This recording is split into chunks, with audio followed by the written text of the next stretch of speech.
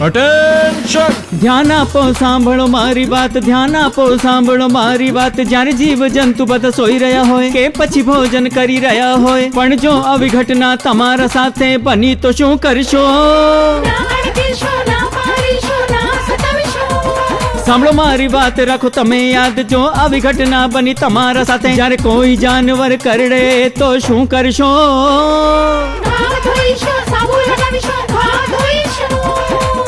યાદ રાખો, રેબીઝ એક જીવલેણ બીમારી છે.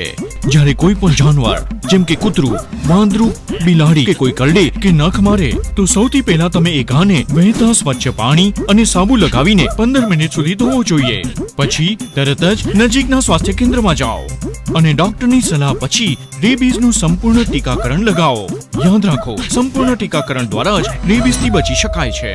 રાષ્ટ્રીય રોગ નિવારણ કેન્દ્ર, સ્વાસ્થ્ય અને પરિવાર કલ્યાણ મંત્રાલય, ભારત સરકાર દ્વારા જનહિતમાં જારી.